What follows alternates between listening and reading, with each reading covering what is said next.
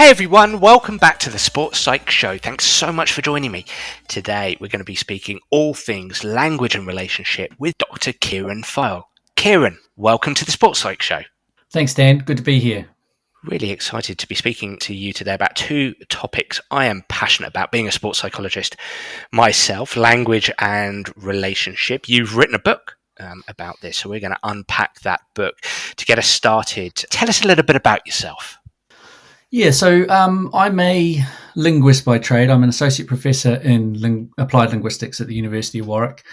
My main interest is in language use in high-performance sporting contexts, and it can really vary in terms of the topics that you can explore. Language is central, but of course, language doesn't just happen in a vacuum.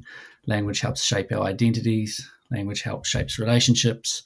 We use language to enact ideologies, create environments, make meaning. So when you study language, you study all sorts of things around language and how language is being used by humans. So that's my area of interest. I'm particularly interested in identities and relationships in high performance sports. So it's good to hear that you're interested in those things too, so we can really get stuck into them today. It impacts my everyday work. Language really is at the forefront of what I do. I think before we unpack some of those really, really important subject matters, despite being at the University of Warwick, you don't sound like you have much of a Warwickshire accent there, mate. So tell me a little bit about your background there in terms of where you're originally from, and what's got you into an interest with relationship to linguistics and sport. Yes, so good linguistic question based on my accent. Yeah, I'm from about as far away as you can get from Warwickshire. I'm from a little town on the east coast of the North Island of New Zealand called Gisborne. So I did my postgraduate and PhD there in Wellington University, Victoria University in Wellington. And I got into linguistics and sport. That relationship was actually... I'd been teaching English for a few years, and so that was my first major intro into linguistics and language, trying to teach students that were coming to Victoria University how to use language to write academic essays, listen to lectures, so English for academic purposes. My main sort of, I guess, jump into sport came when I noticed that the Ladies Professional Golf Association was going to make it mandatory for all players to speak English in media interviews. They had this new policy that they were going to try out. And I think that was interrelated with all sorts of sponsorship concerns and also broadcast audience concerns. So they didn't want to have interpreters. So I immediately thought maybe it'd be good to build a syllabus of English language to be able to speak to the media in English for these players from Japan, Korea, Spain, all over the place. So I did my PhD in the language of post-match interviews. And so I set out to try and build a syllabus that would help foreign language players handle these media interviews, speak English in them, and then satisfy the concerns and demands of the Professional Golf Association. What happened there, though, was the more I got into it, the more I realized that actually native speakers have trouble with these interviews as well. They are incredibly complex identity performances. All sorts of things can happen. People can ruin their reputations in them. They can also present very authentic personalities that can be very attractive. So language was implicated in a lot of these identity performances. So I deviated a little bit from presenting and preparing a syllabus to actually working out how athletes were using language in these interviews to construct engaging, team-oriented identities to help them navigate the sort of public life features of being a professional athlete. So that was my big jump, really. And it was sort of, I guess, via English language teaching, seeing a sporting context that I thought I could have an impact on, and then suddenly being opened up to this really complex world that is professional sport. That's absolutely fascinating entrance point to sports, and obviously you hail from a country that's had one of the finest young phenomenons in women's golf, Lydia Ko, and to speak to the specific challenges, the press conference challenges that you spoke to there. So many Asian golfers have come through over the last 30 years to dominate. I mean, the South Korean women golfers have dominated the sport for many years. It's actually only been known in the last couple of years that you could argue that American golfers have wrestled back that sort of top dog status, if you like. So you must have found yourself with quite a bit of work at the beginning there. Yeah, so when I left my PhD, I built a little consultancy, which is still running, just trying to help athletes. And, like I mentioned, most of the athletes I work with are actually native speakers.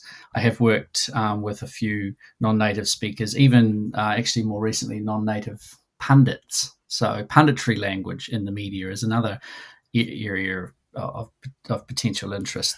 You've got these pundits that come from, say, France or Italy that want to break onto Sky Sports or BT Sports, but may not have the fluency and the ability to kind of perform that in a foreign language. So there's a lot of, I think there's a lot of space there to help learn English for a specific purpose.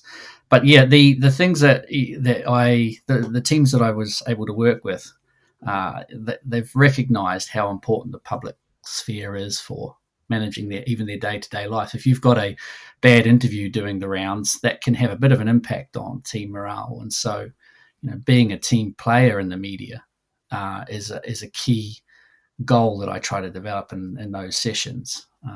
And it's been really well received. How you do that, how you actually take the responsibility. I think we expect superhuman strength from athletes on the field. With this syllabus that I've built, we also need to think about how they can be superhuman off the field and deal with the emotional hits that come, deal with them with maturity, present a team-oriented face, be polite even when you're being dogged by pretty rubbish questions sometimes from journalists that might be looking for a bit of a rise. There's a lot of challenges, and a lot of those challenges are dealt with in and through language.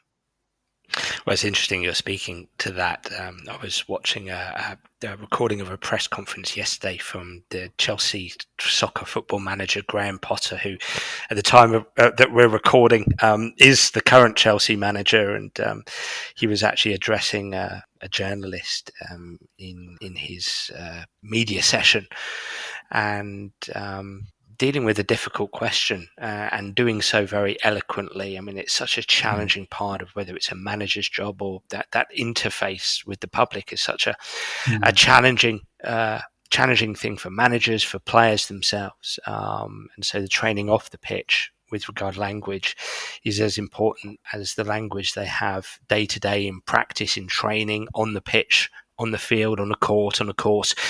And we're very much here to talk today about language between people, I suppose. You have a new book out, How Language Shapes Relationship in Professional Sports Teams, which is something I jumped on in terms of getting you on because I just think it's such an important and fascinating area and something that we need to continue to do better as people involved in sport, as coaches. And so when did your interest in the relationship between language and relationship in professional team sports emerge? Yeah, so I think the media stuff was my jump into language and sport. But when you're there working with teams, they bring challenges to you all the time. And I was there doing media training sessions and talking with coaches and administrators. And the one group of people I love talking to was the sort of the personal development managers in the teams, the professional development managers, these people that sort of their goal is to try and develop the person by making sure that they have literacy skills, financial skills, but also social and personal skills. They also have a really close ear to the ground with respect to team dynamics. identities, how status is being managed in teams. And so these people were really interesting to talk to, and they just sort of perked my interest in all sorts of other issues that play out in language. And one of those was, leadership in particular, and who was the leader, who are leaders, and how do leaders present themselves, how do leaders emerge in certain contexts, and what happens when there's a vacuum in leadership. So all these sorts of kind of more away from the media sphere and into the interpersonal interactions within the team, these questions started to be asked of me. And do I know anything about this? Could I point anyone in the direction of that? And actually, linguistics is a relative newcomer to high performance sports science. There's not that much out there really in this space. No. So I started to try and take on some of these questions myself. Well, you open the book by posing the question around, well, what are the relationships in professional sports teams? How do they work? Can you speak a little bit to your first chapter? You're opening up this book by kind of asking the question, well, what are relationships? Yeah, and that's a nightmare question to really approach, because there's so many relationships. If we just think even within a sports team context, there are so many different relationships. We think about a relationship as just a dynamic between two people. If we try and think about it simply like that, two people or two bodies, there's obviously some of the more typical ones, the more dominant ones that I talk about in the book, where the coach-player relationship is a really important one. Then you've got player-player relationships. Maybe you'll have a captain-player relationship. Maybe you'll have a coach-captain relationship. There's all sorts of interpersonal dynamics. But then, coaches and players are not the only people within a team. You've got sports scientists, psychologists, S&C people. They construct relationships with players as well. And then you've got team managers, men and women. You've got team administrators. They create relationships with players. And then you've got team administrators and who might be speaking away from the team, creating relationships with the media, maybe relationships with sponsors. You've got players who will be constructing their own relationship with media interviewers. They'll be constructing, obviously, relationships with fans through social media or through their interactions with fans or their interactions with the media. There's just such a complex web of relationships.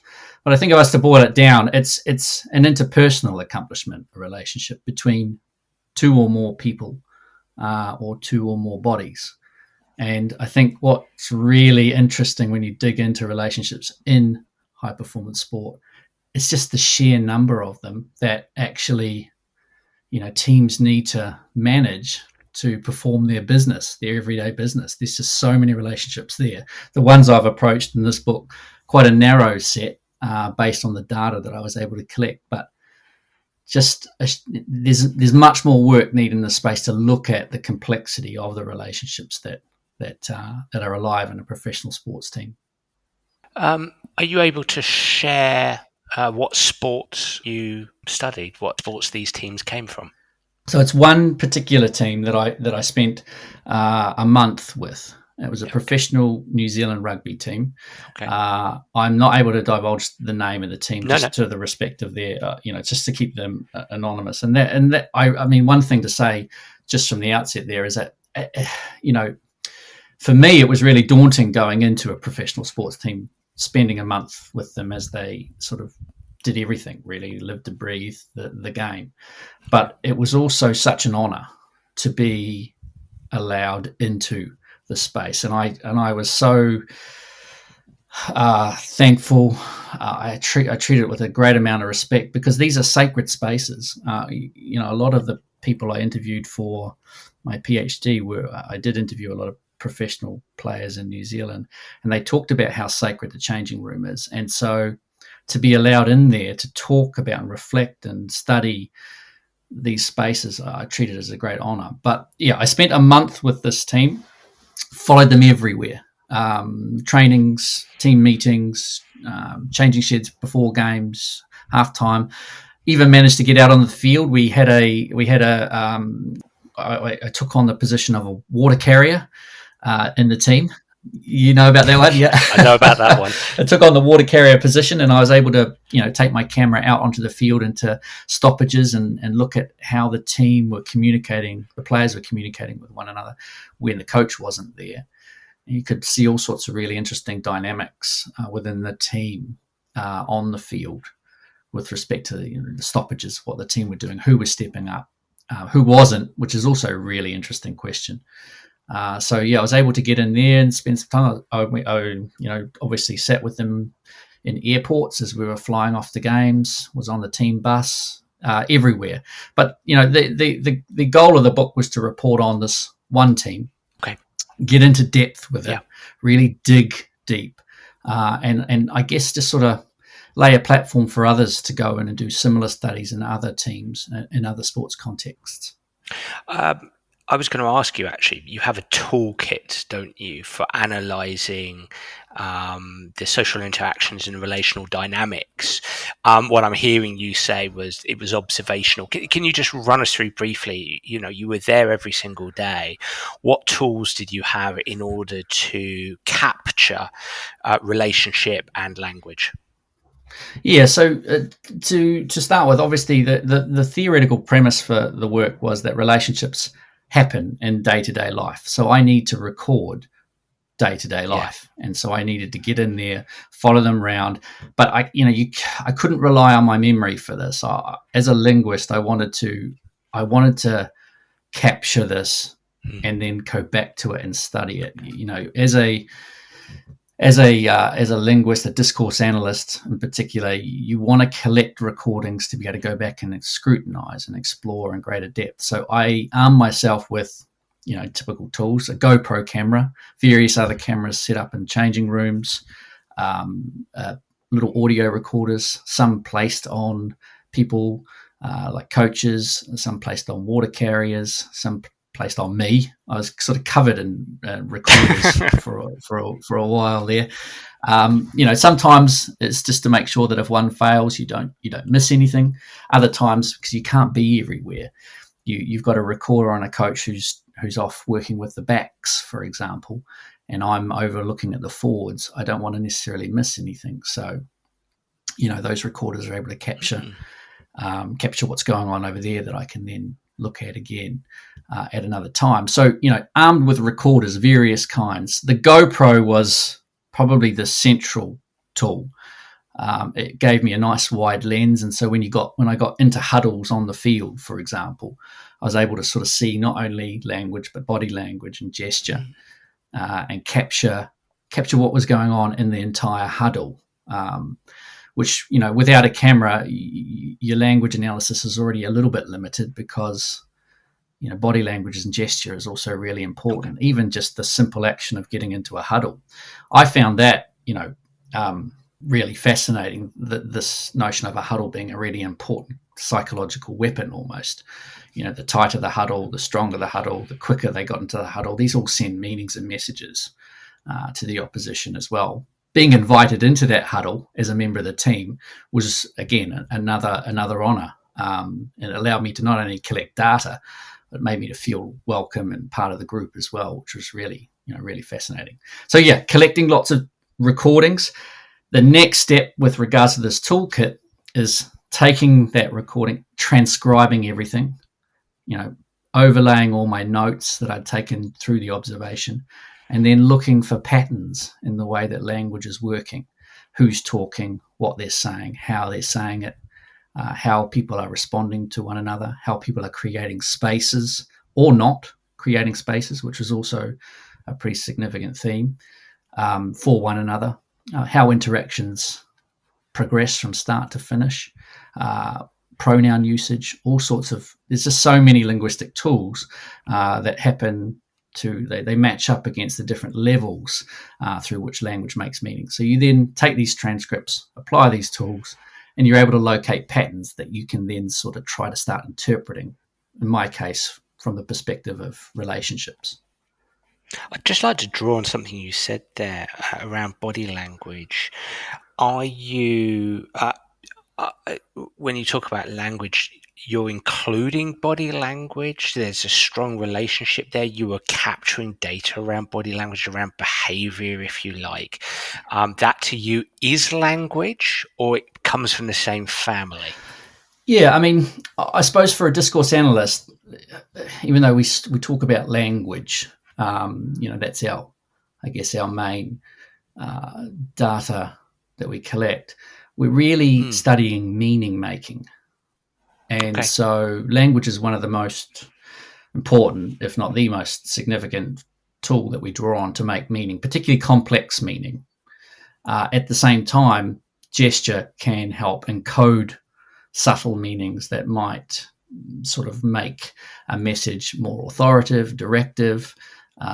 So there are all sorts of features within social interaction that we can focus on. I think probably body language has and gesture, what we call multimodal meaning making, is relatively new in a linguistic sense. Sort of, by new I mean sort of 15, 20 years.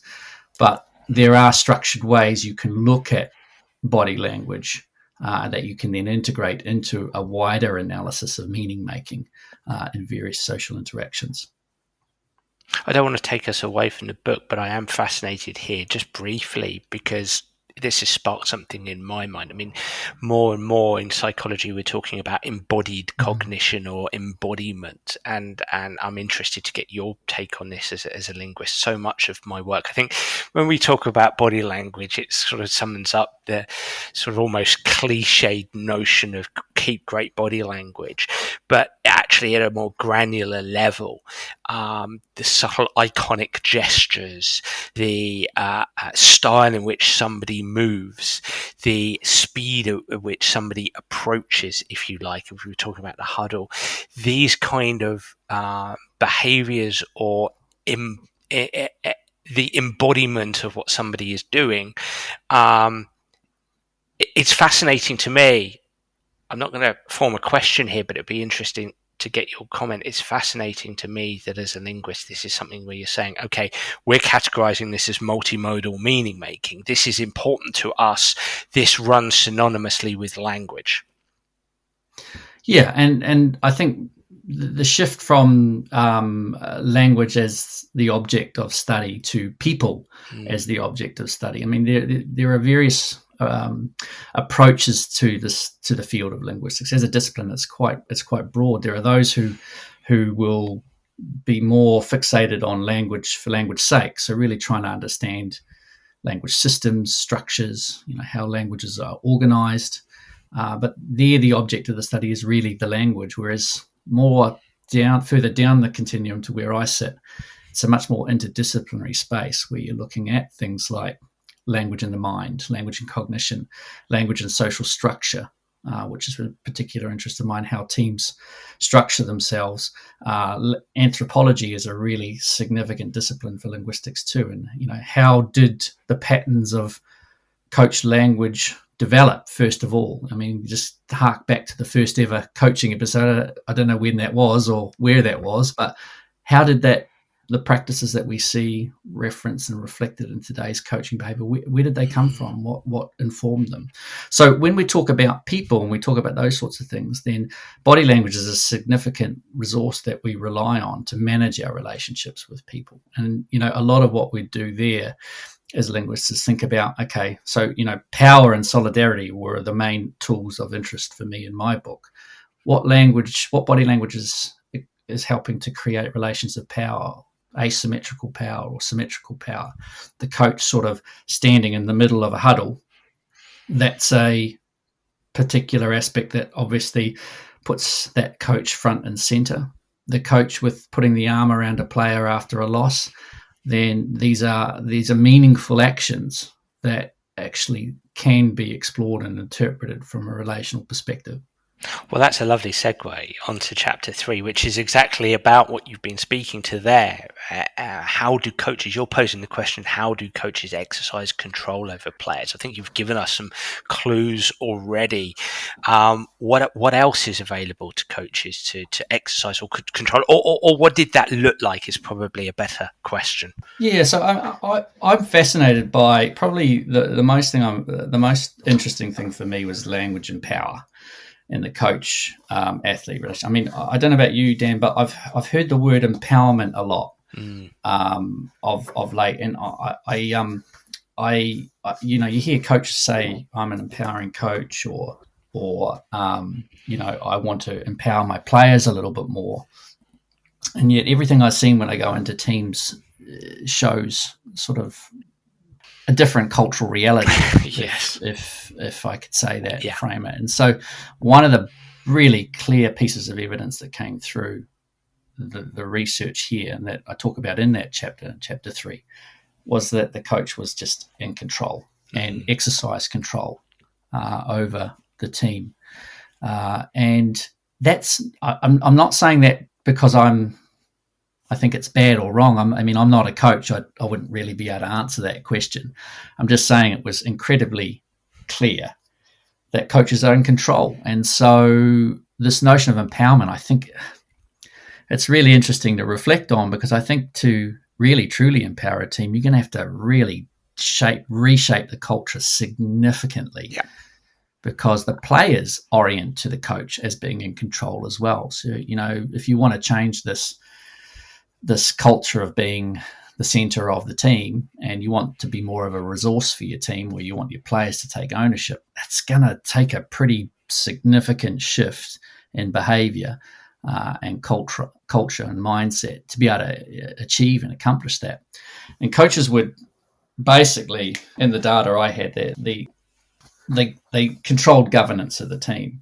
So they dominated the interactions. If you just think about, looking at amount of talk time, it was very clear that the coach's agenda was the most significant agenda for the team. And again, that might be because the coach has all the knowledge or is in charge of rallying the group together. But their talk time was significant. They also controlled who else could join the interactions.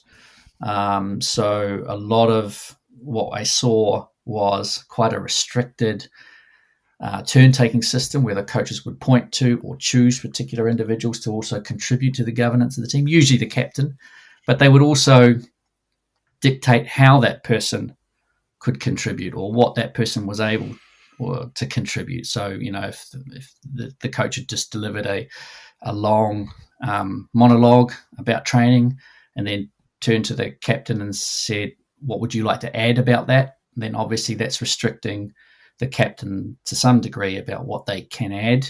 You're obviously thinking, the captain's obviously thinking, okay, I can't necessarily provide anything else. The coach has asked me to add to what he or she has already said.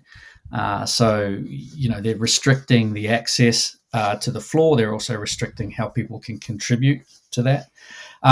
They're obviously dictating a lot of what the players can do. And I found evidence of the coaches controlling actions of the players that they expected on and off the field, and also controlling decision-making sequences as well. So there was so much evidence of the coach being the central decision maker, the controller of the interactions, the controller of the social structure in the team, and maybe that's the culture of coaching. The coach and control. And so this empowerment agenda is really interesting to reflect on. I assume in the book you're not offering a value judgment on any of that. You're just presenting what you found. That is a really crucial point to get across here. I mean, most linguists, discourse analysts are descriptive social scientists. Yes. So what I present in the book is a description of what's happening. I don't have. I mean, a lot of my consultancy work. I'm sure it's the same for you too, Dan. I don't ever profess to be the only expert in the room. I have one set of expertise, and then when I work together with coaches, they bring their context and their reality and their belief system to the fore, and we work it out together. Nothing that I say in the book, and I'm at pains to explain that in several places in the book, is meant to be interpreted as good or bad. It's purely a description of what is happening or what was happening in that team. I certainly won't put you on the spot, but I do want to draw on something you've said around the sizable dynamics that have to change in order to shift that power relationship, that sense of control of the coach.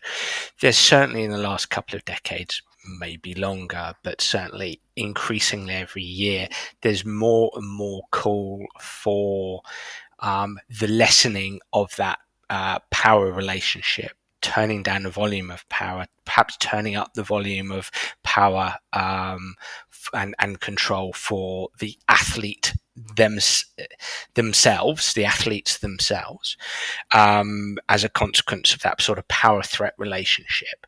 I suppose as sports psychologists, we can tend to draw on theories like self-determination theory from DC and Ryan and suggest that healthy and safe environments in sports arguably are ones where we do even out that relationship. But I suppose what I'm hearing from you as somebody who's going in and studying this in as unbiased a way as you possibly can is, okay, that's all very nice. However, there are an enormous amount of language and body language in the form of sort of multimodal meaning-making behaviors that have to shift dramatically in order for that to happen. We can't just go in and talk about self-determination theory and expect things to change. There would have to be an enormous shift. And I think I'm going to be a real psychologist here, under the surface, under the bonnet, there's also, you talk about the captain and coaches giving the captain permission to speak in front of a team, for example. Not only are the coaches doing that, but the captain themselves will have beliefs and values, judgments about what they can and can't say.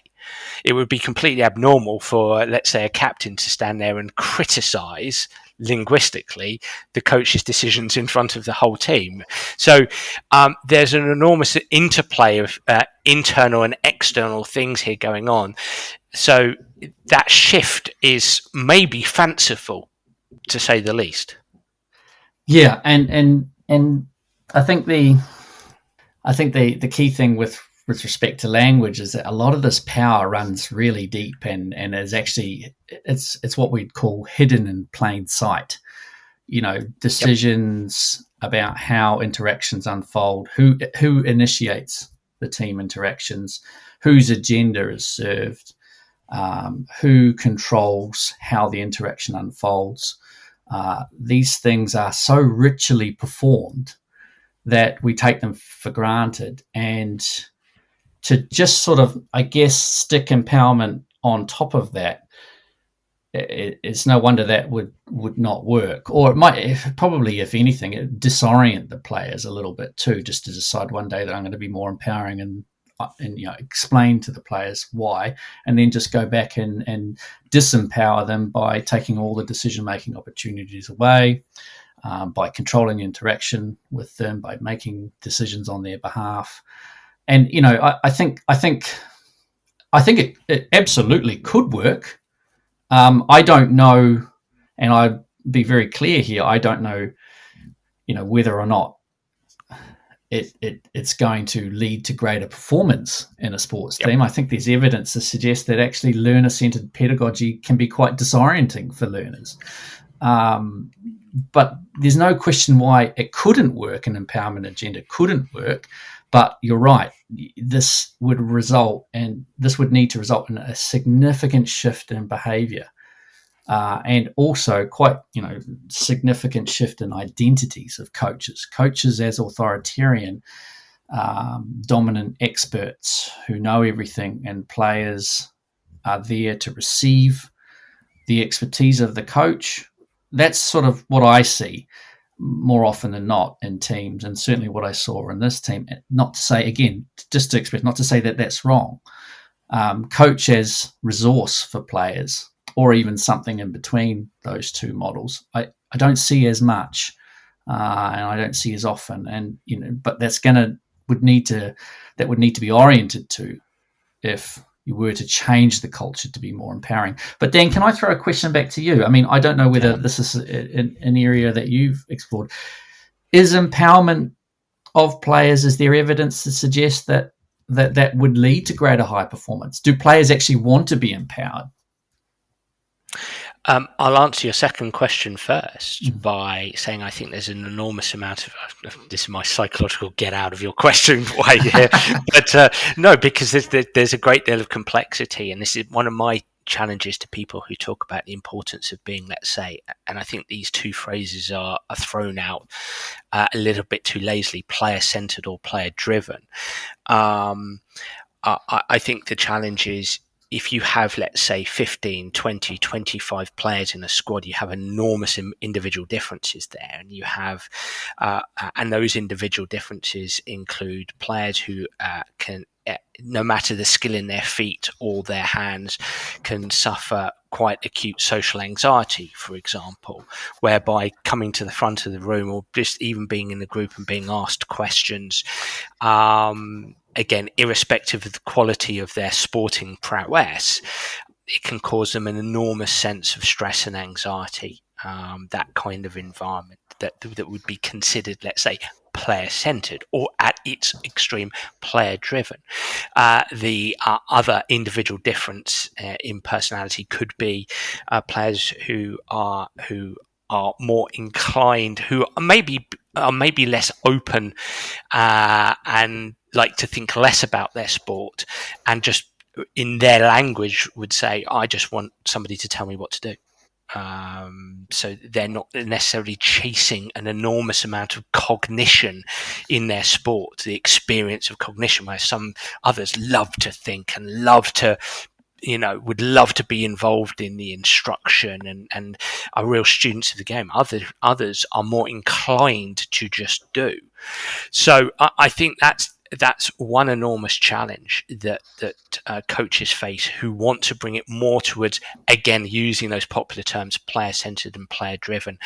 Can it improve performance? I've never seen, and psychologists listening in are probably going to be shouting at me here, saying there's plenty of evidence out there. From an empirical perspective, I can't draw on off the top of my head anything that suggests, here are models that shows that player-driven, player-centered approaches are more powerful, despite an enormous overwhelm, especially across social media, on the call to give people a sense of more power, a sense of more control. I'm sure there's, and probably as we talk more in this podcast, I'll think of examples of teams who might be considered more player-centered.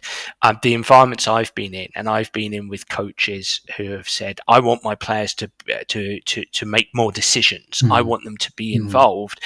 And I would probably, if I was as respectful as I can be, if I was to stand back and really consider those environments, the players will still experience a lot of what you're talking about. So even those environments that I've been in, whereby players, for instance, have driven meetings with coaches by the side, where players have been put into groups and their opinion has been listened to. One could argue they're in those groups, or they're at the front, or they're talking because the coaches want them to talk. So there almost seems to be that paradoxical element there.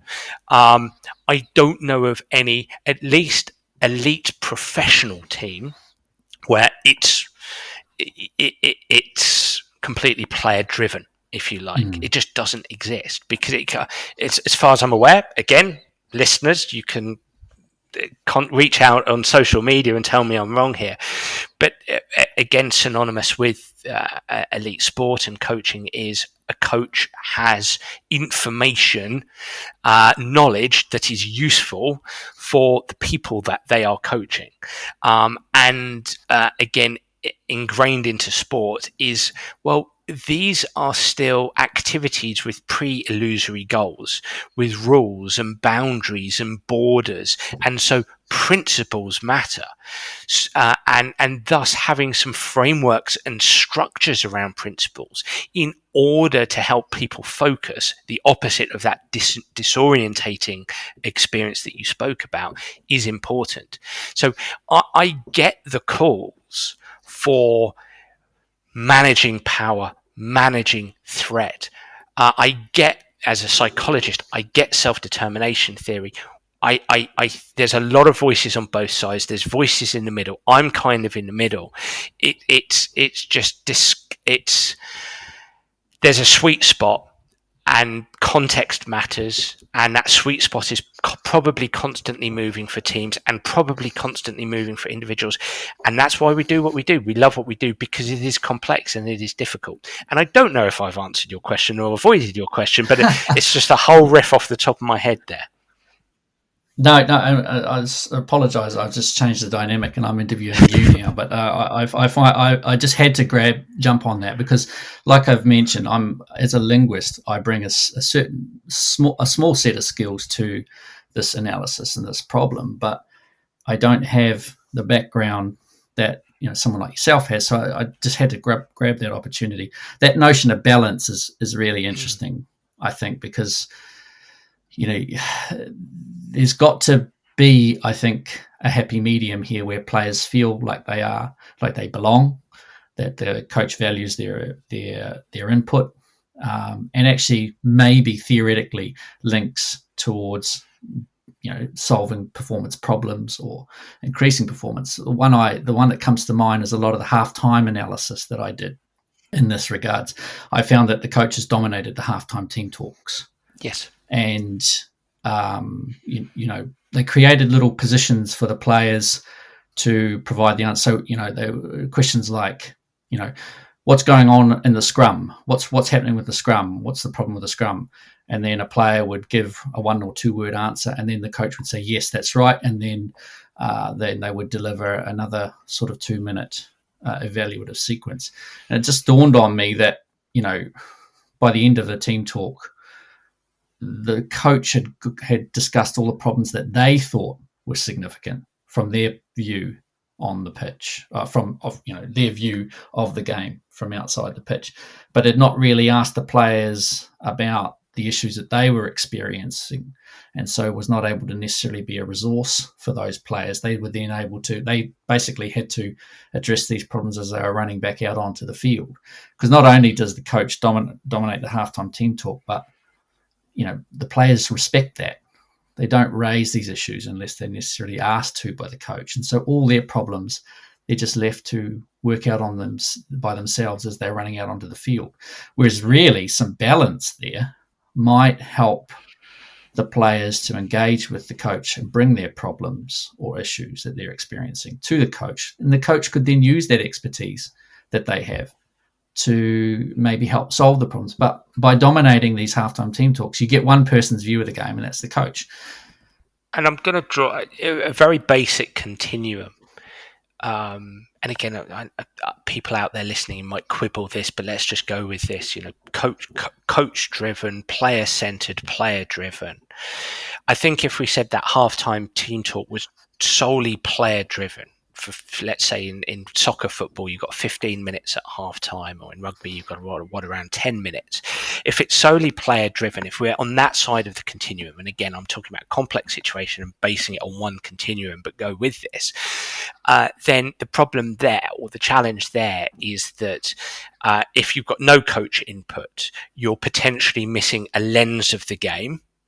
You're missing potential incredible expertise, a great deal of knowledge. If you've got, if you're a well-resourced team with 2 or 3 or even 4 coaches, again, you're missing a lot there.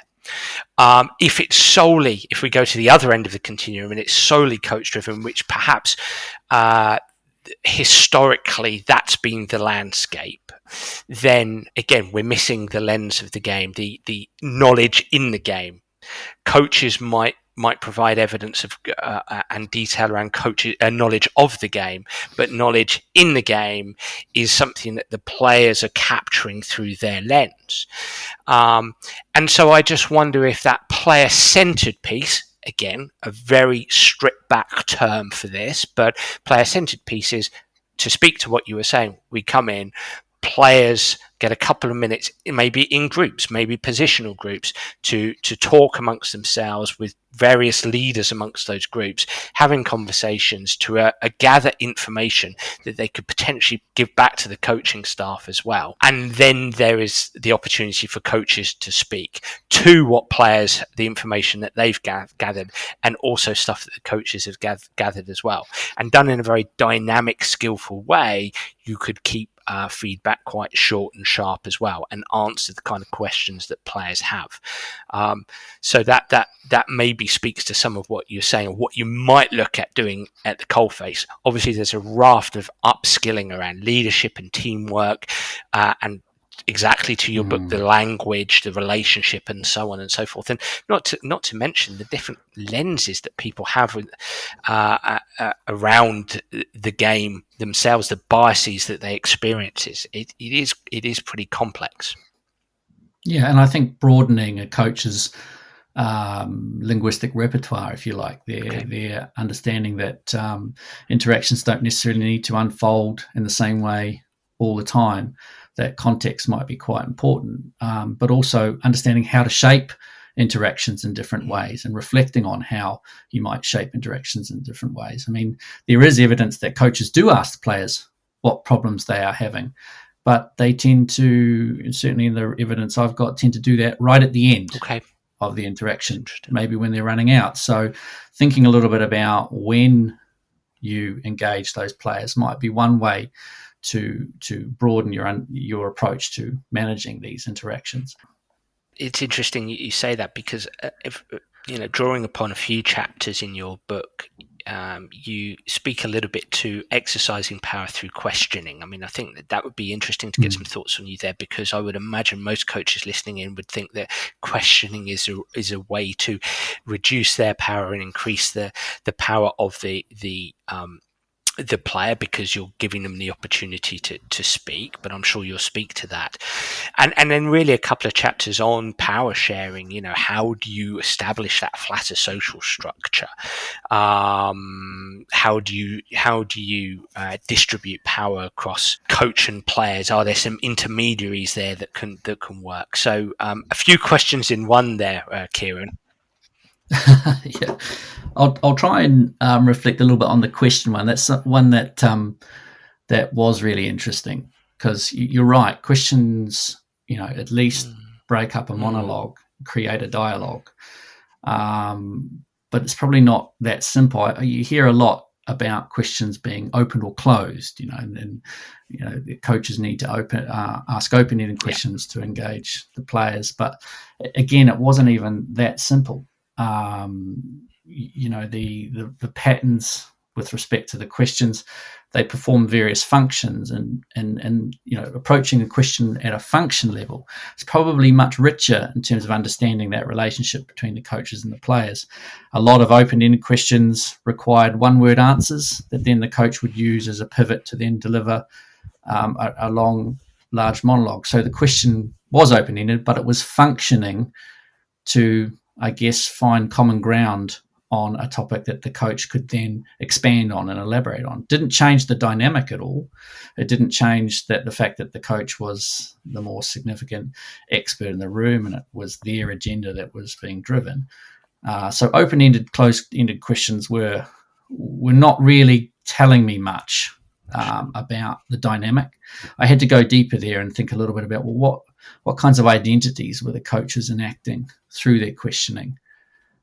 And sometimes closed-ended questions were really provocative. So they were functioning to open up spaces. So it certainly wasn't that simple. The 4 identities I extracted from an analysis of the questions across the data set was the coach is the educator.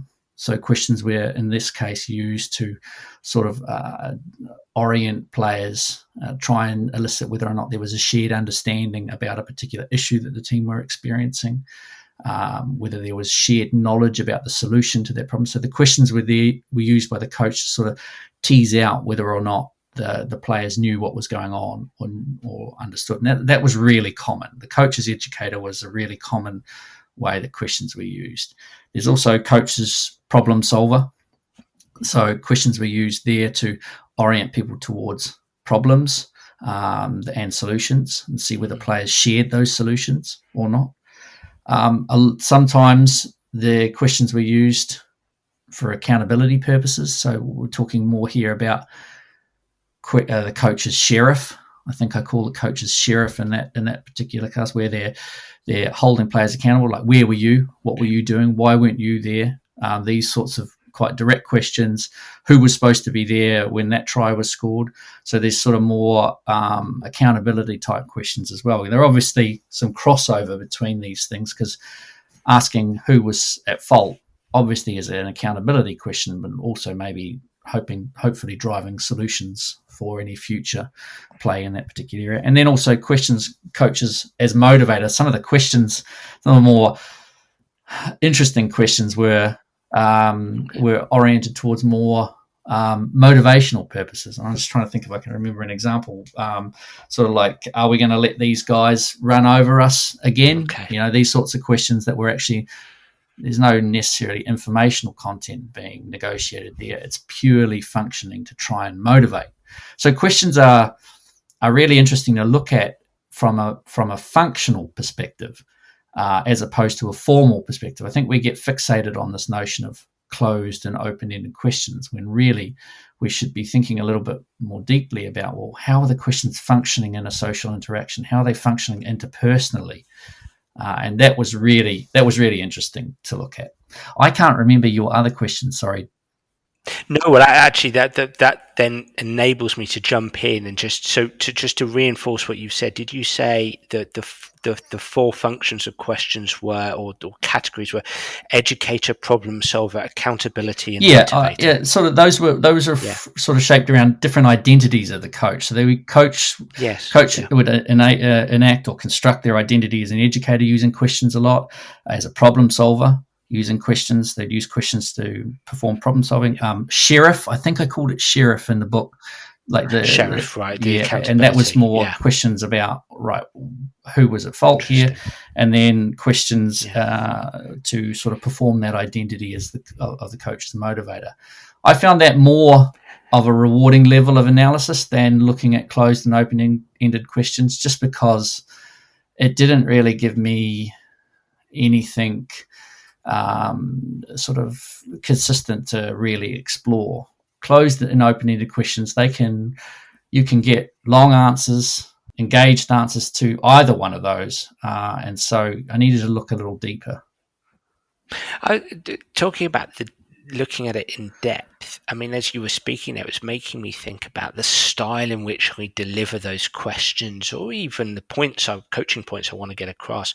I mean, did you examine tone, volume, rhythm, etc., or was that not so much the piece you were looking towards? Yeah, you do. As a linguist, you record as best you can, because obviously when you write a book, you've got your static book. You're immediately at a disadvantage when you're talking about language, because these books, you can't put the actual audio extracts in, and so you need to do your best to provide conventions to help the readers sort of understand whether or not something was shouted, whether there was a change in tone, whether something was latched, whether there was a silence. Silence is a fascinating thing to explore too, really, with regards to all sorts of things like relationships and culture. So you need to indicate these things in the transcript. There's conventions that linguists typically rely on as a range. There's some schools of thought, some of the more conversation analyst type approaches, they really try their best to recreate as best as possible everything that was done from a encoding perspective by the speaker. I used a little bit more of an accessible set of transcription conventions here to cover some of the basic things, but yeah, it's never a full account, and that's just one of the limitations really in terms of the way we present our work. Is there anything you learned around that, the notions of tone and volume and rhythm and silence and things like that? I think that they are connected to our identities pretty clearly. I think this is the thing. So one of the things I noticed was that the head coach and the assistant coach tended to deliver their talks normatively in quite different tones. So the assistant coach was a little bit more, a little louder, and a little stronger in the way that they delivered their talk. The head coach was a little bit more quieter and consistently quieter, at least. Okay. And so sort of spoke quietly, but obviously carried that big stick of being the head coach. So, didn't necessarily capture the head coach shouting at any stage. The assistant coach was a little bit more verbose in that regards. So, that creates implications for how these people are perceived, their identities are perceived. I guess theoretically, someone who's more verbose and powerful might be harder to approach. So that might immediately create quite an interesting relational dynamic there, that person's in charge and in control, and I better do what they say. Someone who's a little calmer and more consistent might, theoretically at least, be perceived as being more approachable. So these features are significant to think about when you think about language and encoding of messages. And they're also really important when you think about identity. The identity of coaches. It's interesting because I would like to ask you, and perhaps stepping outside of this book and maybe asking you for a bit of an opinion piece here, but I'm guessing you'd say there's neither right nor wrong, and potentially flexibility might be important for coaches around these kind of aspects of tone and volume and silence and what have you, that these are perhaps skills. I just ask because perhaps endemic in sport can tend to be this passion piece, especially at the highest level. Well, he's not demonstrating passion. Perhaps we'll go back to the body language combined with, the behaviours on the side of the pitch, and there's a passionate coach, and they tend to be lauded as that's how to coach. But then there's the quieter coaches, and it seems to me that supporters and maybe the media get a bit concerned about those coaches because it's like, wow, that person's not displaying any passion. They don't care. It's sort of traditional lens of coaching. I mean, do you have any thoughts on that with relation to these aspects of tone and volume, etc.?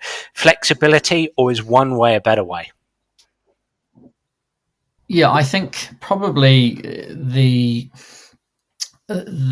media is really significant here, and what we are able to see nowadays with respect to the actual act of coaching. There's more cameras nowadays than there's ever been at a sports ground, and so we're able to see, I guess, the coach performing their coaching identity. I think that's probably led to the public recognizing a set of behaviors that we might stereotypically expect to see of a coach, and if we don't see them, then we may ask questions, or at the very least we may consider, he or she's a different coach, or a more calm coach. Or, if we see counter activity, we see this coach running down the pitch gesticulating, then we might create different meanings. I mean, that just highlights to me the relationship between language and identity very clearly. We've got this relationship between a set of linguistic behaviors in a context like coaching and our ability to interpret those. And, for the media performance, I don't know much about what the players recognize when they're on the pitch playing, but at least for the fans and the audience, they can perceive how in control or how powerful or how confident a coach might be by looking at some of these linguistic features and drawing their own conclusions.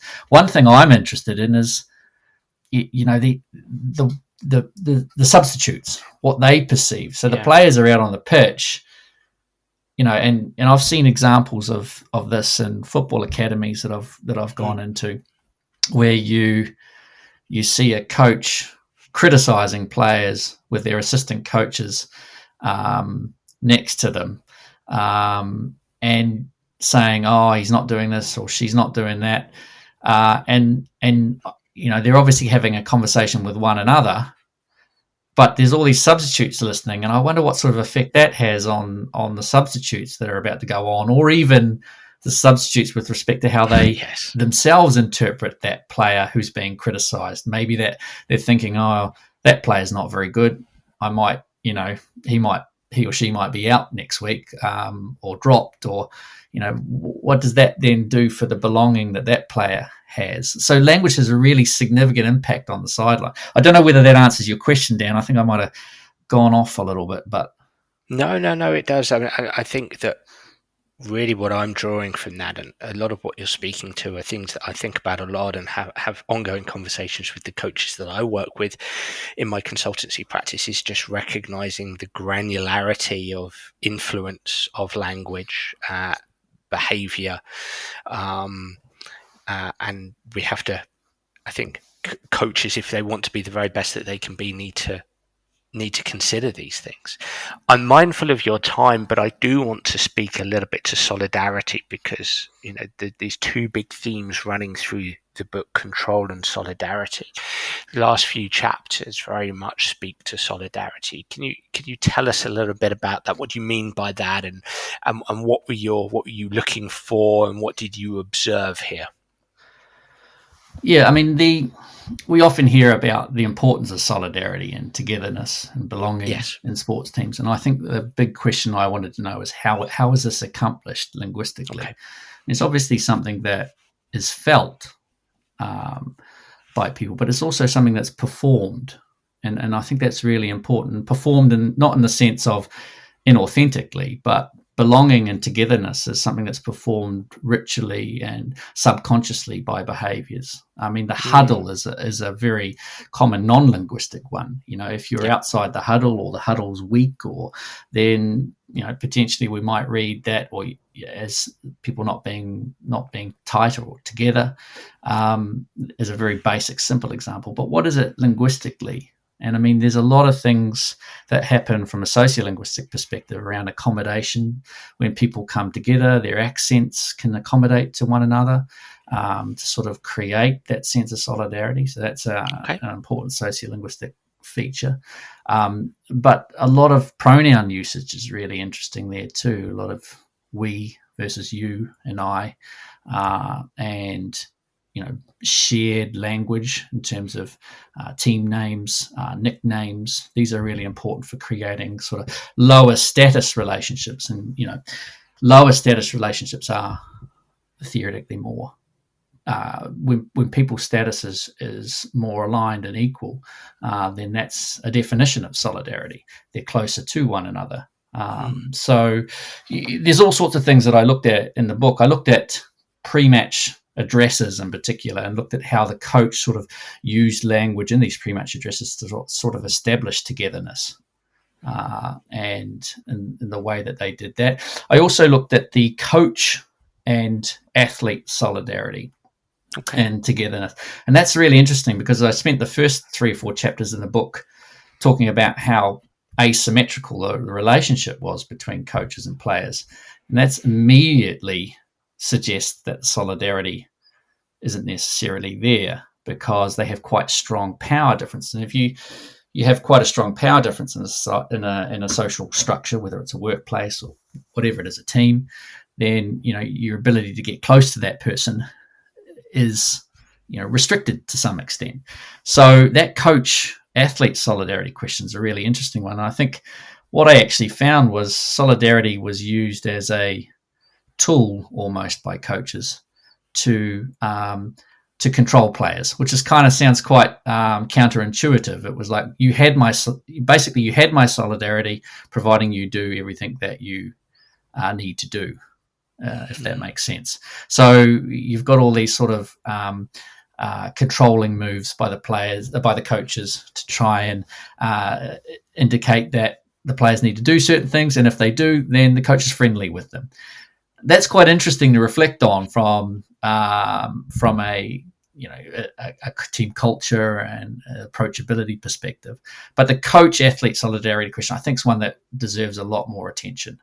I mean, there's a lot out there, actually, probably more. Most of the linguistic research that's out there on language and sports teams does talk about togetherness, usually through pronoun language use. But that coach-player question, I mean, coaches that might be listening probably thinking things like, well, should I get close to my players?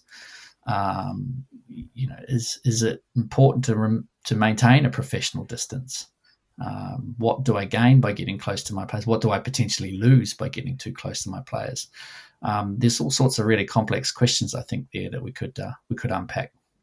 A lot of what you're speaking to relates to some other topics that we've spoken about on the Sports Psych show, like social identity, the coach-athlete relationship piece. We've spoken to, for example, one of the world's leading experts on this, Professor Sophia Jarrett from Loughborough University. But just briefly coming back to coach-athlete relationships and having a close relationship, a relationship of liking each other, if you like. I mean, was that something when you were recording the data? Was that something that was observed? Or was that the coaches that you were analysing, their language tendencies was towards forming a close bond, a close personal bond with players, or was it more of a professional distance, if you like? I think it was the latter from the evidence that I had, at least. Okay. I think a lot of that points to the fact that the relationship predominantly, and again, I'm just speaking about my data, and I'm not necessarily saying anything about coaching more generally. This idea that relationships in sports teams are quite transactional in nature. We're here to do a job, and that job, requires people to perform particular roles. And workplace relationships are obviously, a little less personal, or it can be stereotypically, than, say, some of our more personal relationships. And so there was a tendency there where distance was created. It wasn't to say that the coach wasn't friendly with the players, but wasn't friends. So, you could be friendly but not necessarily friends, and I think that was probably the tendency I got. There was certainly some warm humour used through, and a little bit of gentle jibing going on between the coaches and players, usually though from the coaches to the players, rather than the other way. Coaches never really had a go at the coaches humorously. It was usually the other way around. So again, that might be another marker of the way that power works in the sports team. One of the sort of more significant areas I found probably greater solidarity oriented was through criticism. So obviously one of the things coaches need to do is, linguistically at least, is to provide critical feedback to players. And this varied significantly depending on who the coach was, but also depending on the situation in which they were in. And so coaches would aim for greater solidarity with players by softening the way that they would criticize players, or they would offer critical feedback. And that's a linguistic accomplishment, how we sort of present more mitigated criticism. That's sort of oriented to assure that the relationship between the coach and the player doesn't completely fall apart. Stronger the criticism, the more likely that relationship tension is to be felt. So coaches spent time and effort with their language trying to shape it in ways that would present the criticism in slightly softer fashion, try and ensure that any damage that could be done in that relationship through being critical was protected against. Well, I'd certainly like to explore that more with you. I am mindful of your time, so let's draw things to a close, and perhaps that can be a good platform for our next conversation. If you'd like to come back and speak with us, I suppose my final question is, now this project is completed, the book is out there, and we'll talk a little bit about how people can get hold of the book. But firstly, what's next for you in this sphere, Kieran? Yeah, I have a number of little things going on at the moment. I've done some work with England Boxing where we looked at the language that's used in the 1 minute breaks between rounds. So we're going to expand that work. We basically spent the first phase of that project just describing how language is used by coaches in these 1 minute breaks between rounds and what coaches were trying to achieve through the use of language. The next step there is to actually try and think a little bit more evaluatively, with the help of the coaches, obviously, about effective language use in those 1 minute breaks. And we're going to be drawing on a sort of more of an interdisciplinary, multidisciplinary toolkit for that. They're also interested in looking at gender there. Okay. So, interesting. Does language vary in those 1 minute breaks depending on whether the coach is male and the athlete is female, or the coach is female and the athlete is female, or the four dynamics that we've got there we can explore. I've also got a project going on with a Formula One team at the moment where we're looking at language use during Formula One races between engineers. Mm. So I'm sure that your listeners will, some of your listeners will know about how complex that is. I mean, sometimes at a race, there's 50 operational staff, and they're all there communicating with one another, processing data and simulations to try and help the driver go faster. How does that all work? How does that all organise, and whether there's anything that Linguistic Insights can shine a light on there in terms of the process of managing a race linguistically. So that's another project, and also a little bit of a break as well. So, just a little bit of a break would be good. I think, I don't know about you, but it's been a tough couple of years getting through various things and getting a book out. Writing a book is all encompassing, and certainly for me at least, it was quite tough. So I wouldn't mind maybe just to do some more reading rather than reading what other people have managed to pull together. Reading others' books. Well, Kieran, thank you so much for that. Those sound like some really exciting ventures there. Both ventures are areas I'm really interested in from a psychological perspective. How can people follow you, get in touch if you'd like them to get in touch, and how can they find your book? So they can follow me. I use, probably of the social media platforms I use the most, probably Twitter or LinkedIn. So Twitter's probably the best place to get hold of me, and I usually follow back too. So at Kieran File and Kieran File on LinkedIn. Also, I can be contacted by email at Warwick University. Yep. That's k.file@warwick.ac.uk. The book is available in a number of different places. I did on my Twitter account put a couple of discount codes, because, as you know, Dan, academic books, the publishers don't necessarily price them very cheaply. So take advantage of any discount codes you possibly can get to get those books. And it's available on the Bloomsbury academic website as well. Fantastic. Well, Kieran, I can't thank you enough for today. Thank you so much. Thank you. Cheers, Dan. Well, everybody, I really enjoyed that conversation, and I hope you did too. I'd love to hear what you think. If you do have any suggestions, please do get in touch via Twitter or Facebook, or through my website, danabrahams.com. I'm already looking forward to next week's episode. Bye for now.